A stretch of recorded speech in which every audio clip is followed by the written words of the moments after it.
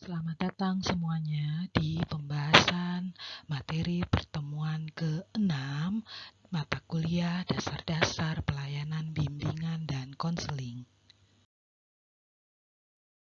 Kajian di pertemuan 6 ini masih akan membahas tentang bagian dari spektrum profesi konseling, yaitu dalam aspek WPKNS seorang konselor, yaitu akan dibahas mengenai 12 asas dalam bimbingan dan konseling, atau yang disingkat sebagai 12 asas BK.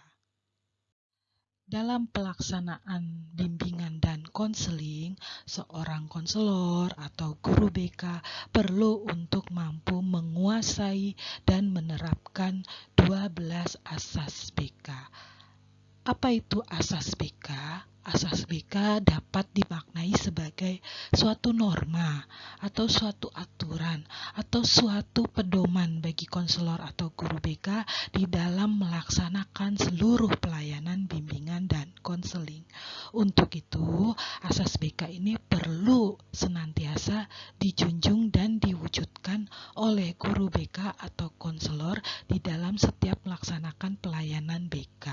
Karena berhasil tidaknya pelayanan BK itu juga tergantung pada bagaimana atau sejauh mana guru BK atau konselor mampu mewujudkan asas-asas BK di dalam setiap pelaksanaan BK.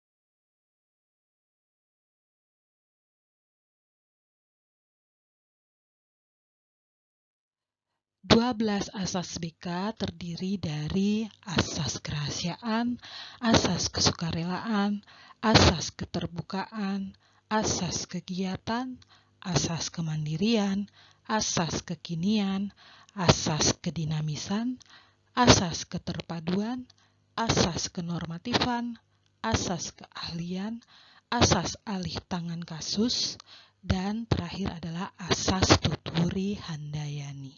12 asas ini akan dijelaskan lebih lanjut di slide-slide berikutnya. Namun, dalam rangka menguasai asas-asas ini dengan lebih mendetail dan menyeluruh, maka alangkah baiknya dipelajari juga 12 asas tersebut melalui sumber kajian yang sudah tertulis di dalam slide ini, yaitu bisa mengacu kepada buku Prayitno dengan judul Landasan Keilmuan dan Keprofesian Bimbingan dan Konseling di tahun 2018, yaitu tepatnya di halaman 31. Kemudian mempelajari juga buku Prayitno dan Erman Amti, yaitu dengan judul Buku Bimbingan dan Konseling di tahun 2014. Kemudian bisa juga mengacu kepada buku Prayitno yang berjudul Wawasan Profesional Konseling terbitan 2009, tepatnya di halaman 21.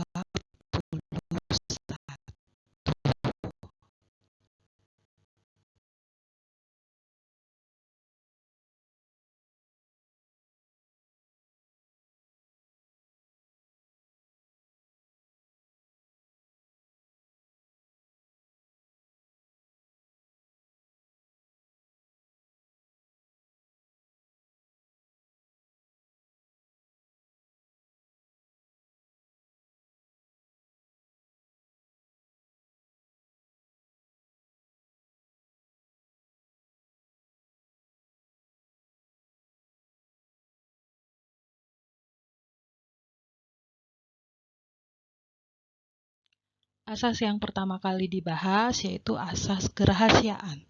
Asas kerahasiaan merupakan asas dalam bimbingan dan konseling yang menuntut konselor atau guru BK untuk dapat merahasiakan segenap data dan keterangan yang berkenaan dengan diri konseli atau diri klien atau diri peserta didik bila mana pelayanan BK dilaksanakan di sekolah. Segenap data dan keterangan yang harus dirahasiakan yaitu berupa data atau keterangan yang tidak boleh dan tidak layak diketahui oleh orang lain yang tidak berkepentingan. Perlu dipahami bahwa segenap data dan keterangan yang harus dirahasiakan oleh konselor atau guru BK tidak hanya berupa informasi lisan yang dikemukakan oleh diri klien pada saat misalnya konseling.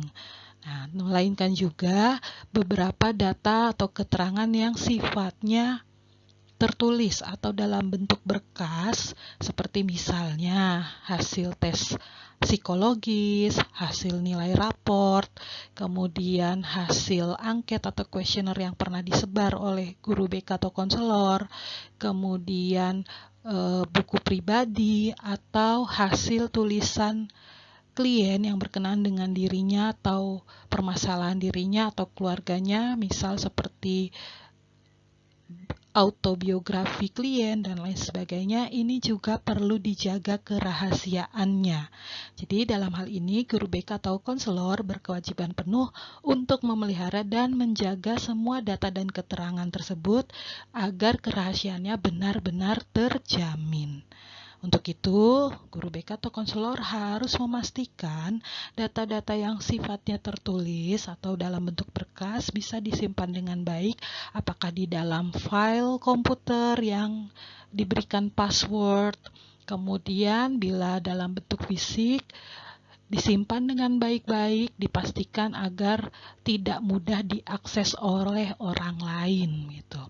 Nah, kenapa demikian? Karena asas kerahasiaan ini merupakan modal utama seorang guru BK atau konselor di dalam melaksanakan pelayanan bimbingan dan konseling.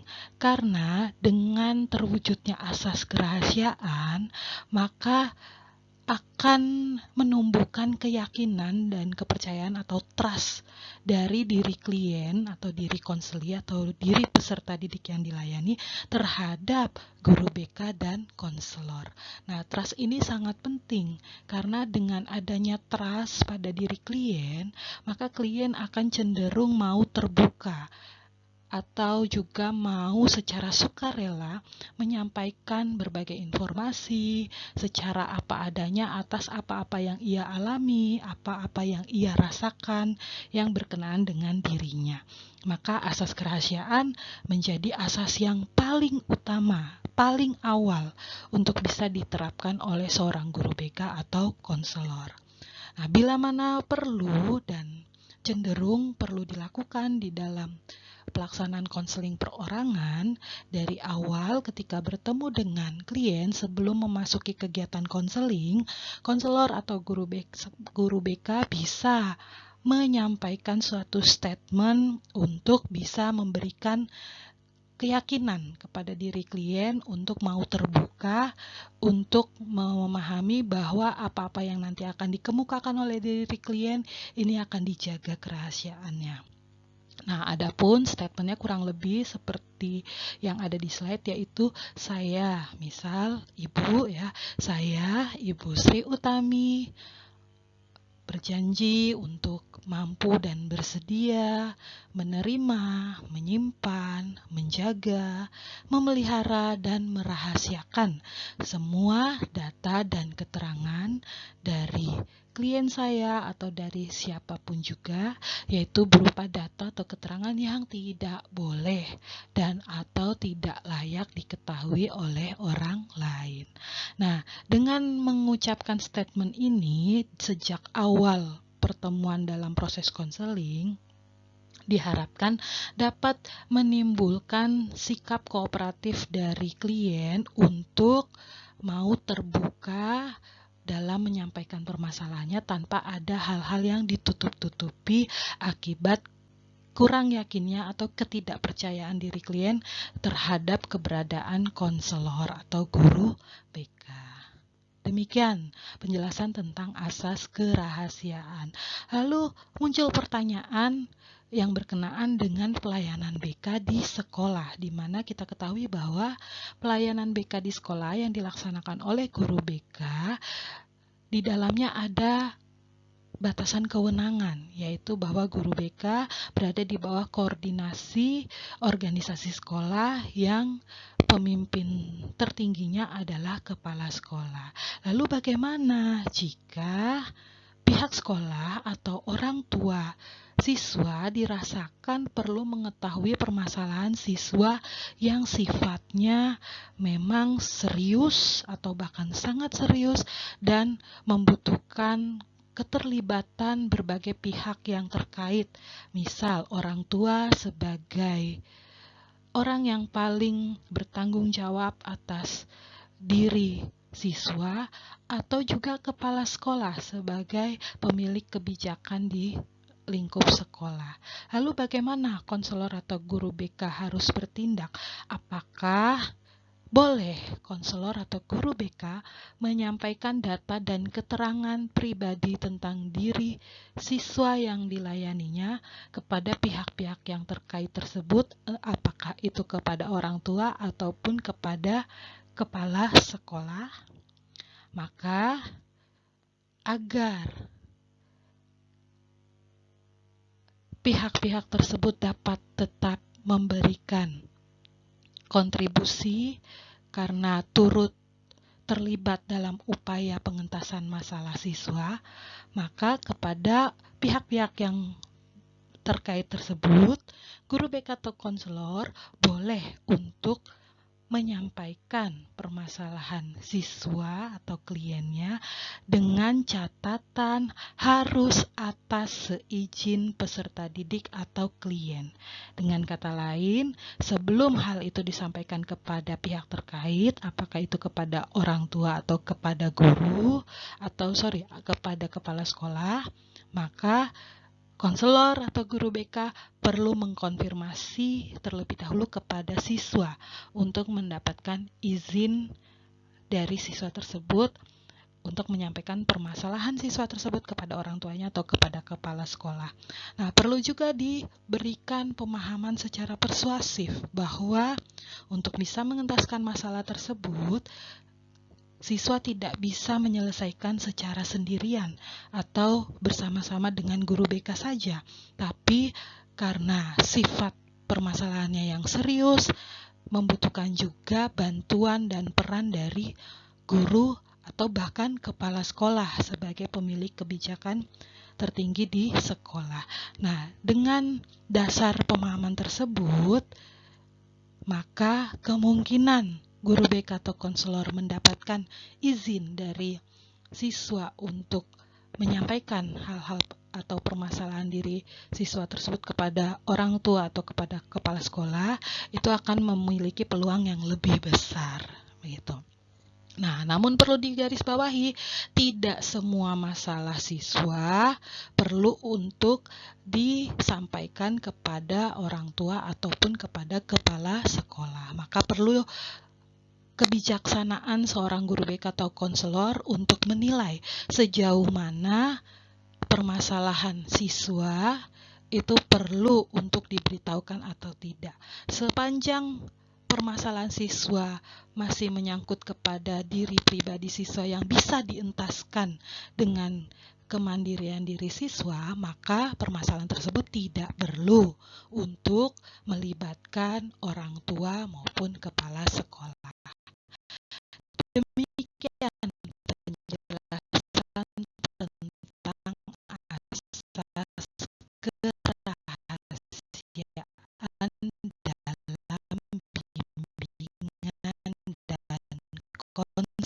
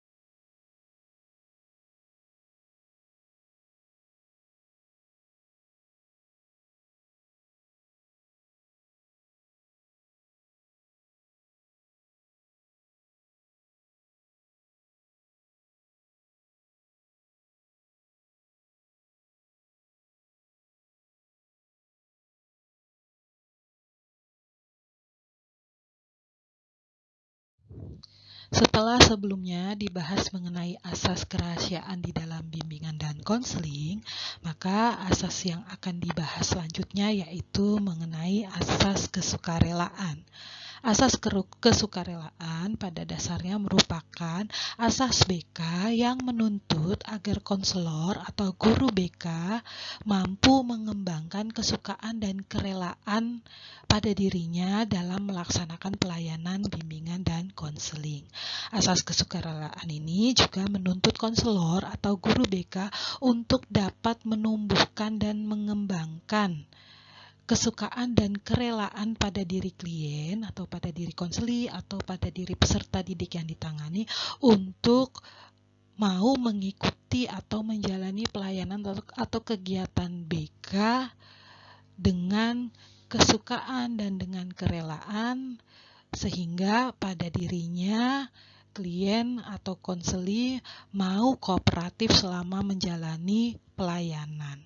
Nah, dengan adanya kesediaan klien, kesukarelaan klien dalam menjalani pelayanan BK, maka diharapkan klien menjadi mau untuk terbuka, mau untuk bercerita, menyampaikan segala permasalahannya atau hal-hal yang ia alami atau ia rasakan saat itu, sehingga hal ini dapat membantu guru BK atau konselor untuk memperoleh gambaran utuh dari diri klien terkait kondisi dan juga permasalahannya, sehingga dengan atas dasar kesukarelaan baik dari sisi konselor maupun dari sisi klien ini akan dapat mengefektifkan pelayanan BK dan mendorong tercapainya tujuan pelayanan BK.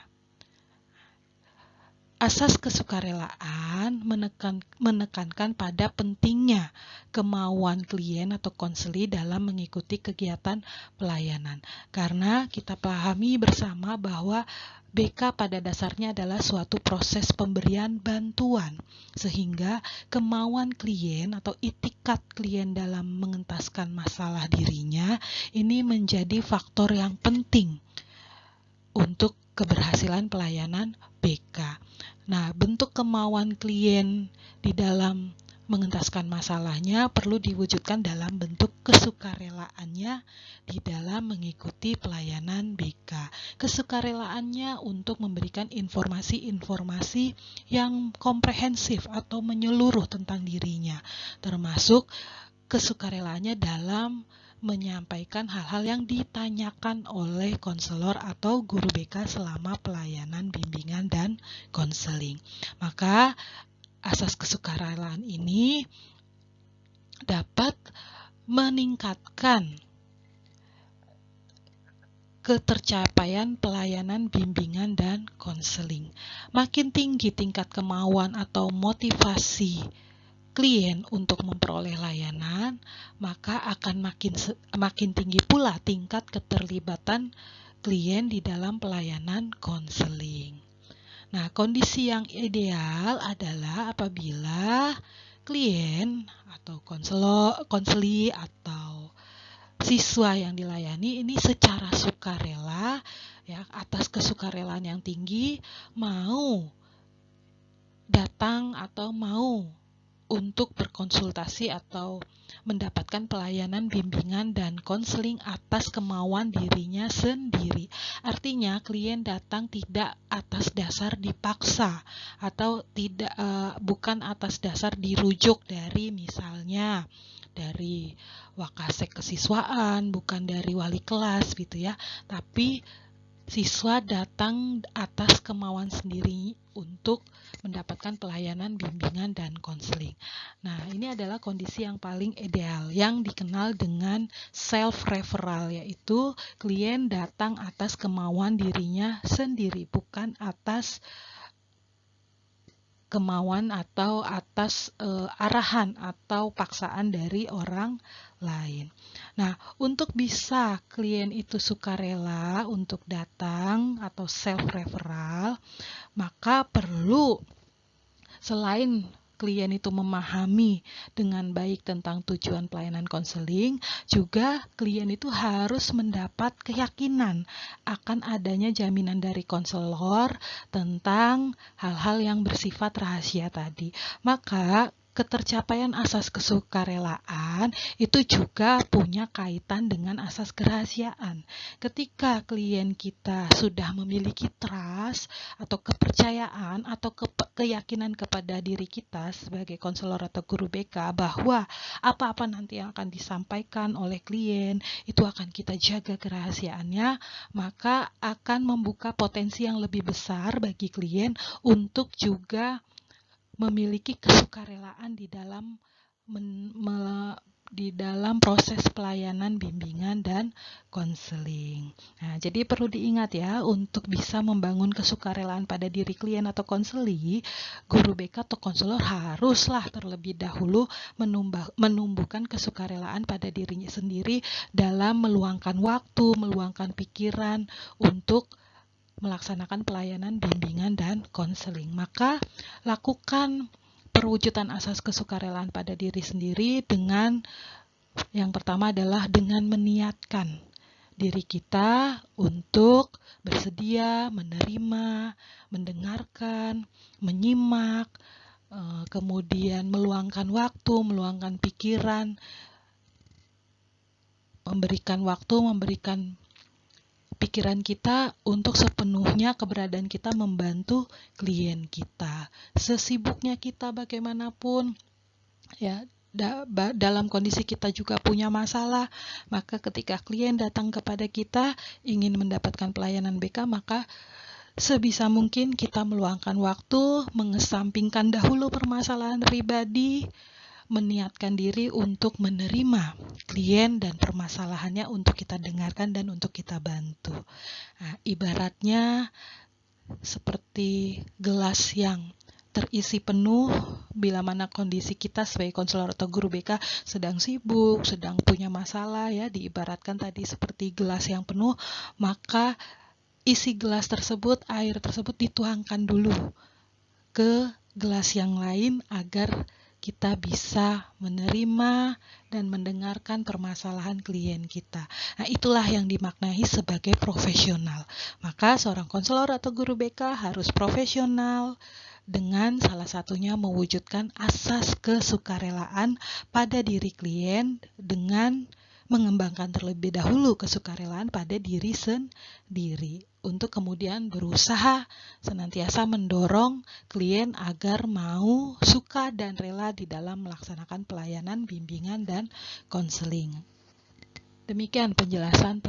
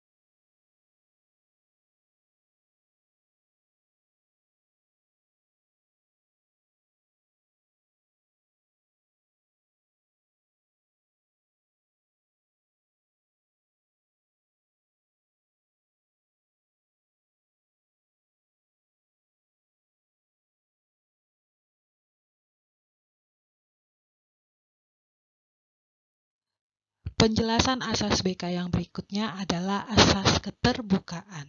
Asas keterbukaan merupakan asas BK yang menuntut agar konselor atau guru BK mampu mengembangkan sifat keterbukaan pada diri klien atau konseli atau siswa yang dilayaninya. Jadi, konselor berupaya untuk senantiasa mendorong klien untuk menyampaikan segala hal-hal yang dirasakan, yang terjadi, yang berkenaan dengan kondisi dirinya atau kondisi lingkungannya yang dirasakan menghambat atau bahkan menjadi permasalahan di dalam perkembangan dirinya.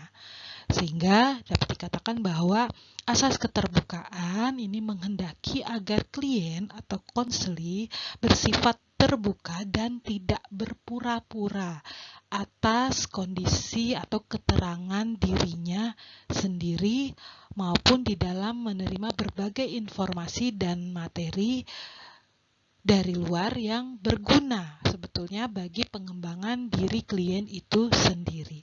Ya, jadi asas keterbukaan mewajibkan guru atau konselor untuk bisa mengembangkan keterbukaan pada diri klien atau konseli.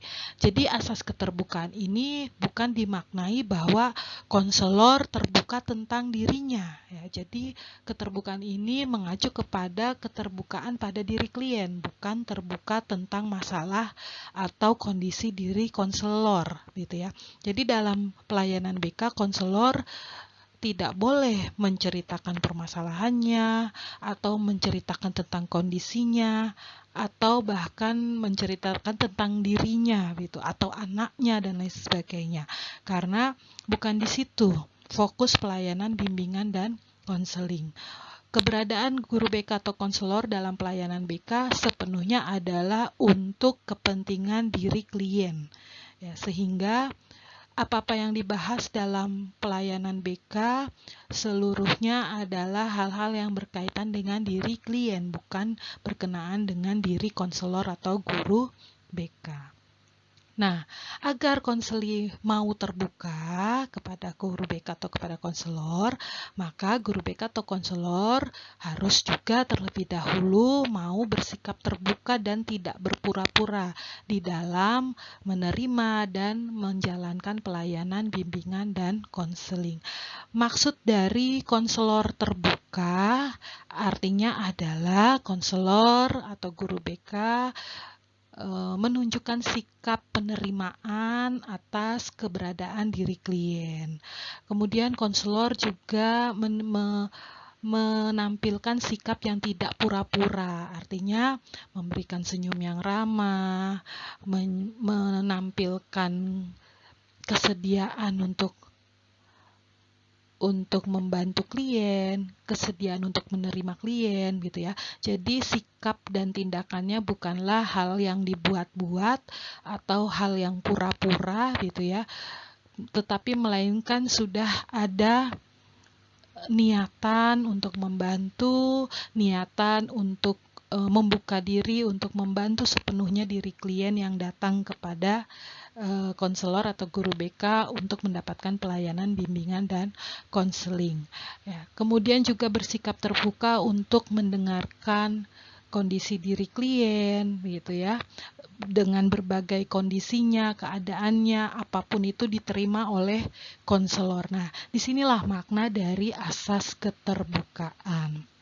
Nah, perlu diketahui juga bahwa asas keterbukaan ini juga memiliki keterkaitan erat dengan perwujudan asas kerahasiaan dan asas kesukarelaan yang sudah dibahas sebelumnya. Ya, jadi asas keterbukaan sangat mungkin bisa terwujud bila mana asas kerahasiaan dan asas kesukarelaan sudah lebih dulu terwujud pada diri klien. Begitu. Nah, demikian penjelasan tentang asas keterbukaan.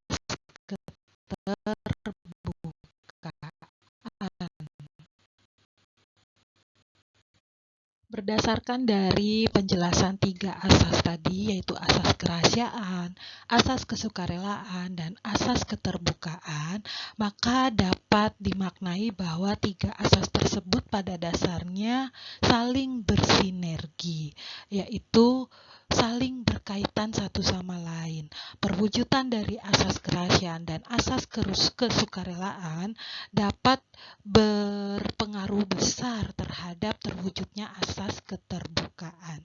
Bisa dibayangkan kalau klien kita sudah memiliki trust atau keyakinan bahwa pelayanan BK, keberadaan guru BK atau konselor sepenuhnya adalah untuk membantu dirinya dalam mengentaskan masalah atau mengembangkan dirinya gitu ya.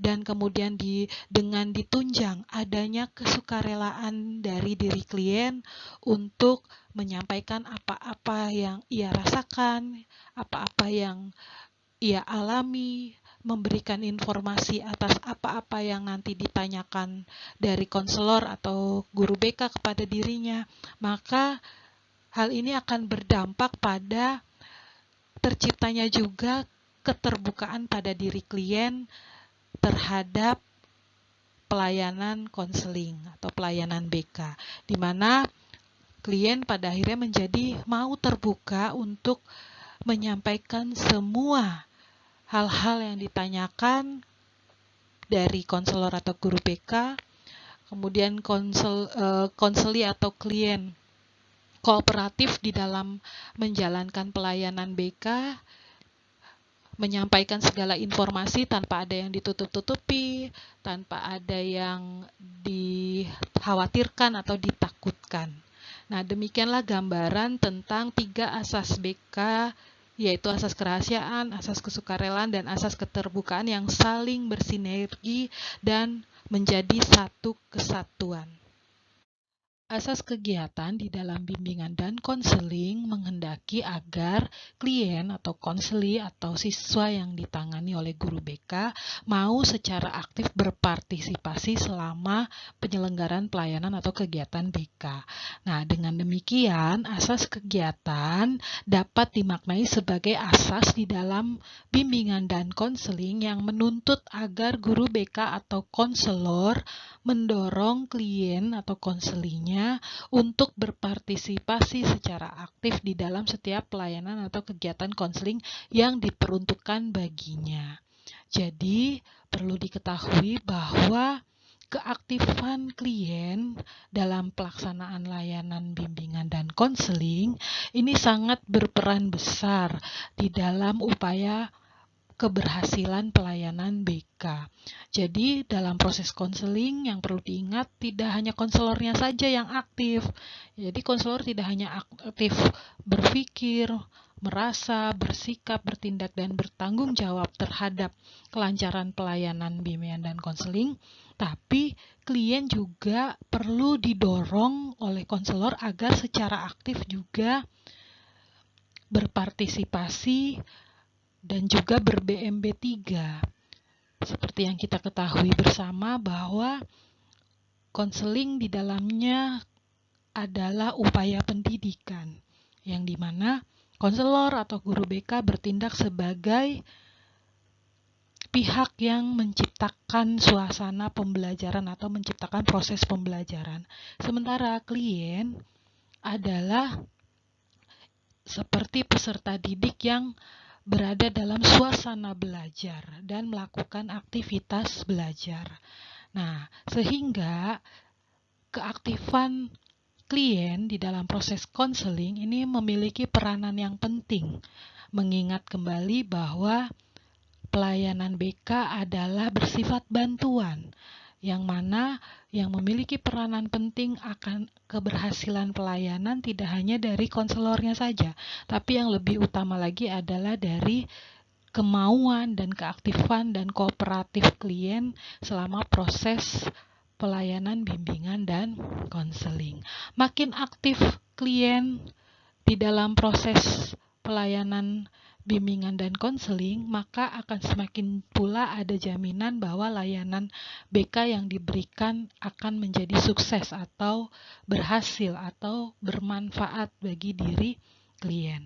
Nah, asas kegiatan bermakna juga bahwa klien atau konseli atau siswa yang dilayani hendaknya juga menerapkan hasil konseling yang sudah diputuskan oleh diri klien itu sendiri selama proses bimbingan dan konseling. Jadi asas kegiatan dapat dikatakan ada dua kategori, yaitu asas kegiatan yang diwujudkan selama proses pelayanan BK dan asas kegiatan yang dilaksanakan atau diwujudkan pasca pemberian layanan BK.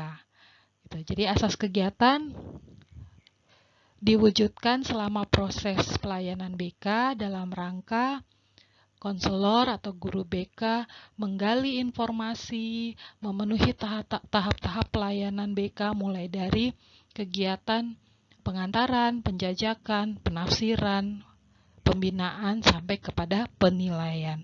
Lalu setelah proses pemberian layanan diberikan, maka asas kegiatan juga perlu diwujudkan dalam kaitannya bagaimana klien atau konseli atau siswa yang dilayani mau menerapkan hasil konseling yang sudah diputuskan oleh diri klien itu sendiri dalam proses pelayanan bimbingan dan konseling dan diterapkan di kehidupan nyata, di dalam kehidupannya sehari-hari sebagai langkah upaya untuk mewujudkan keberhasilan pelayanan BK, yaitu dengan diperolehnya kehidupan efektif sehari-hari pada diri klien dan dalam konteks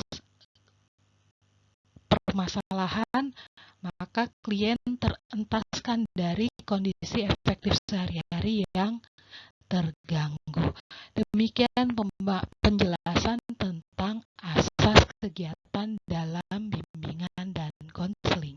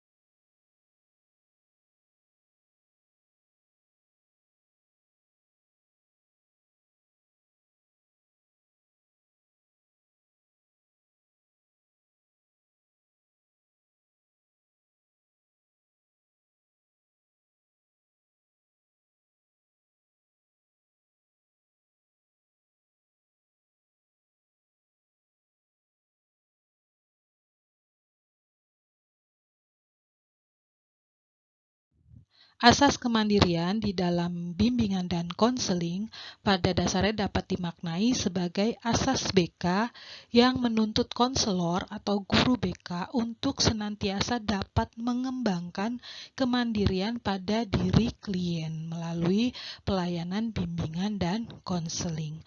Kemandirian itu sendiri di dalam bimbingan dan konseling pada dasarnya merujuk pada dua aspek, yaitu berkenaan dengan tujuan BK secara umum, di mana tujuan BK secara umum mengharapkan individu atau konseli atau klien yang dibantu sebagai sasaran pelayanan BK diharapkan mampu menjadi pribadi yang mandiri, yaitu dengan 5 ciri kemandirian: mampu mengenal dan menerima dirinya sendiri secara objektif, positif, dan dinamis, mampu mengenal dan menerima lingkungannya secara objektif, positif, dan dinamis, kemudian mampu mengambil keputusan dengan bijaksana atas dasar pertimbangan, dengan mempertimbangkan baik buruknya, resiko yang dapat ditanggung, dampak positif dan negatifnya, dan lain sebagainya. Kemudian mampu mengarahkan diri sesuai dengan keputusan yang telah diambilnya, dan ciri terakhir yaitu mampu mewujudkan diri sendiri.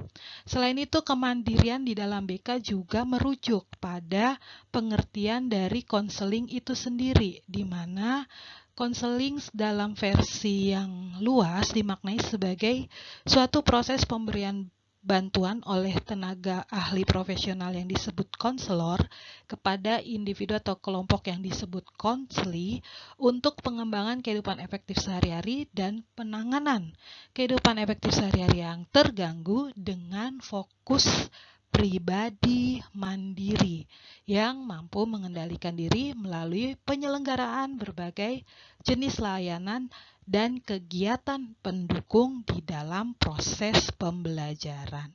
Nah, dari situ dapat kita ketahui bahwa pengertian dari konseling itu sendiri di dalamnya berfokus pada upaya membentuk individu atau klien yang dibantu menjadi pribadi yang mandiri dengan 5 ciri kemandirian yang sebelumnya sudah disebutkan. Maka implikasi dari perwujudan asas kemandirian ini adalah konselor atau guru BK selama dalam setiap pelayanan bimbingan dan konseling itu selalu senantiasa meningkatkan atau menumbuhkan kemandirian pada diri klien, termasuk mandiri di dalam memikirkan hal-hal yang mungkin menjadi alternatif pilihan atas masalah, ya, pemecahan masalah dirinya, kemudian kemandirian di dalam menentukan atau di dalam mengambil keputusan yang bijaksana, kemandirian di dalam mengarahkan dirinya ke arah yang positif yang sesuai dengan keputusan yang telah diambilnya, sampai kepada kemandirian dalam bentuk mampu mengaktualisasikan diri dengan kekuatan dirinya sendiri.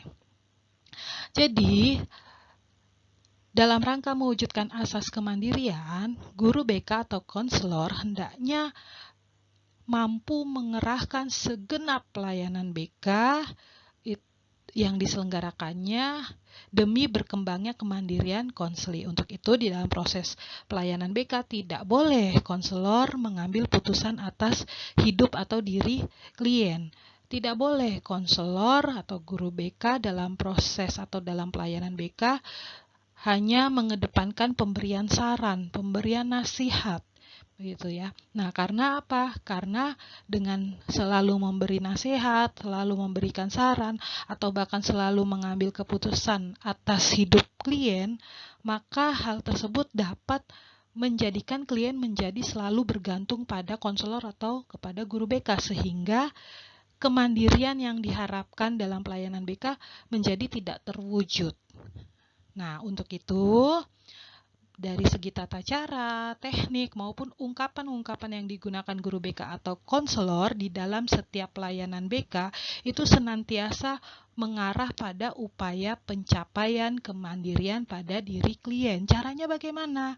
Maka, guru BK atau konselor dalam proses pelayanan bimbingan dan konseling dapat mengupayakan untuk mengembangkan BMB 3, yaitu membiarkan klien untuk berpikir, merasa, bersikap, bertindak, dan bertanggung jawab yang relevan atau sesuai dengan konteks permasalahan atau hambatan yang dialaminya, agar pada diri klien atau konseli tersebut bisa berkembang BMB3 yang berlandaskan juga pada yang namanya AKURS, yaitu acuan yang diharapkan, kompetensi yang diharapkan, usaha yang diharapkan, rasa yang diharapkan, dan kesungguhan yang diharapkan dari pelayanan, bimbingan, dan konseling. Melalui strategi BMB3 dengan berlandaskan pada AKURS tadi, maka diharapkan klien atau siswa atau individu yang kita bantu diharapkan pada akhirnya memiliki yang namanya perpostur, yaitu perilaku positif terstruktur sebagai hasil dari berkembangnya kemandirian pada diri klien dalam mengarahkan dirinya, dalam mengentaskan permasalahannya dengan sepenuhnya mengupayakan kekuatan dirinya sendiri. Nah, maka ada pertanyaan terkait dengan asas kemandirian ini. Jadi, apakah bimbingan dan konseling merupakan proses pemberian nasihat? Nah, untuk itu silakan dijawab berlandaskan dari pemaparan yang tadi saya berikan tentang asas kemandirian.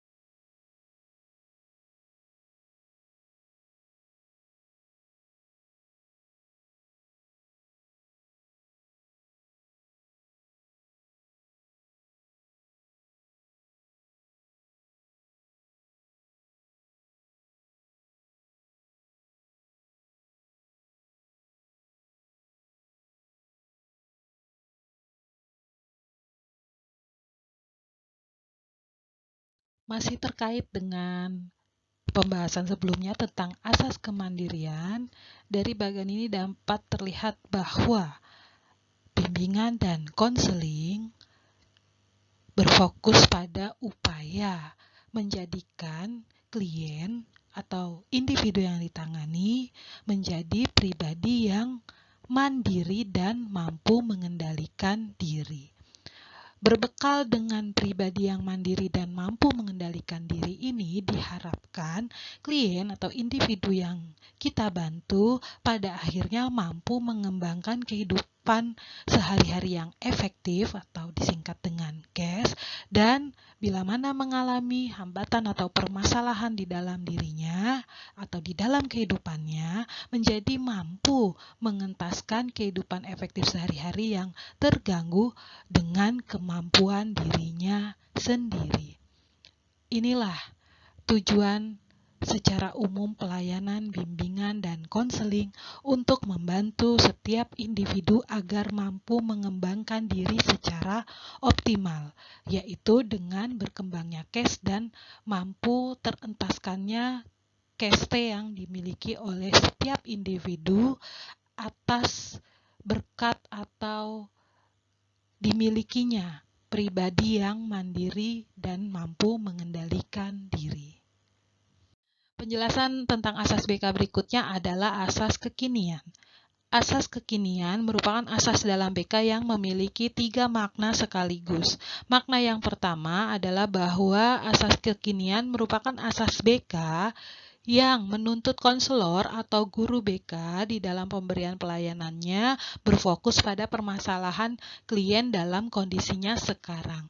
Jadi masalah yang dibahas bukanlah tentang masa lalu klien yang tidak ada keterkaitannya dengan masa sekarang ataupun masa yang akan datang yang belum tentu terjadi. Sehingga guru BK atau konselor hanya berfokus pada kondisi atau permasalahan yang dialami klien pada saat ini. Adapun bila mana kondisi masa lampau atau masa lalu klien memiliki keterkaitan atau relevansi dengan masalah yang sekarang, barulah masa lalu itu dibahas semata-mata dalam rangka mengupayakan pengentasan masalah yang dialami klien saat ini. Lalu, makna kedua dari asas kekinian yaitu bermakna bahwa guru BK atau konselor dituntut untuk selalu menyegerakan pelayanan BK sedini mungkin atau bisa dikatakan responsif. Artinya, konselor atau guru BK tidak boleh menunda-nunda pelayanan atau pemberian bantuan, karena ketika pelayanan BK ditunda-tunda maka akan berdampak negatif bagi diri klien, di mana permasalahan bisa menjadi lebih kompleks atau dalam hal yang lebih serius lagi permasalahannya menjadi lebih meluas lagi dan menjadi tidak cepat tertangani. Lalu makna yang ketiga dari asas kekinian adalah bahwa segenap tata cara, teknik, dan pendekatan yang digunakan oleh guru BK atau konselor di dalam setiap pelayanan BK hendaklah juga memperhatikan perkembangan ilmu pengetahuan dan teknologi yang terkini atau yang terbarui. Sebagai contoh, dalam konteks teori, jenis layanan BK berkembang dari yang awalnya 7 sekarang menjadi 10. Kemudian dari konteks teknik pelayanan BK berkembang misalnya dari yang harus tatap muka dengan pemanfaatan teknologi bisa berkembang menjadi pelayanan konseling jarak jauh, misal dengan memanfaatkan berbagai kecanggihan teknologi atau platform, misalnya melalui video call, melalui Google Meet, dan lain sebagainya. Ini adalah bukti bahwa BK atau pelayanan BK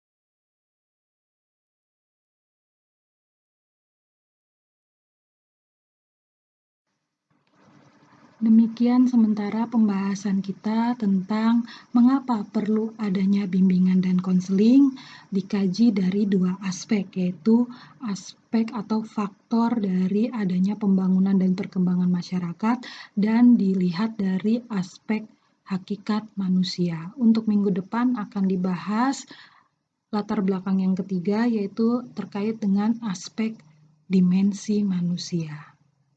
Terima kasih.